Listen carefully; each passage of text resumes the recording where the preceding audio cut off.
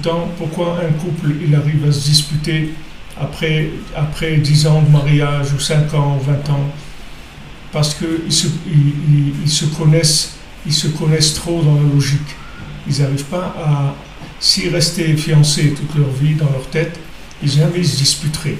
Parce que toujours ils seraient en train de se faire des sourires, de s'offrir des cafés, de se prendre des rendez-vous pour se promener, etc.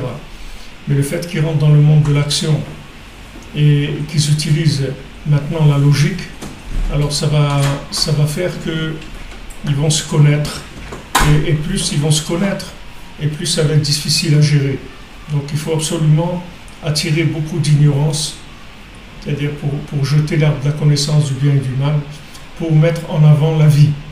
Maintenant, les éléments qu'on arrive à vivre ensemble, alors ça on a le droit de se connaître là-dessus par rapport à notre niveau de vie, c'est-à-dire notre niveau d'entente et de fusion et de communication.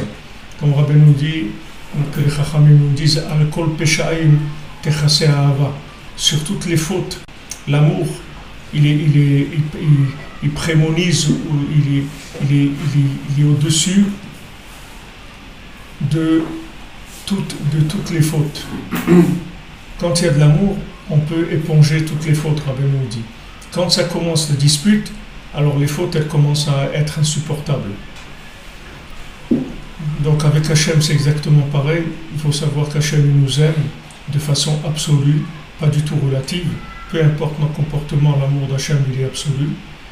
Et lorsqu'on sait ça et qu'on s'en comporte par rapport à ça, alors sur toutes nos fautes, l'amour il va dominer, c'est-à-dire qu'Hachem il n'en a rien à faire de nos fautes parce que Hachem il nous aime. Donc toute cette vision de culpabilité, etc., c'est par rapport à ces anges, ces anges de vérité qui ont été bien contents d'avoir que Adam Arishon est tombé et qui a mangé de l'arbre de la connaissance du bien et du mal.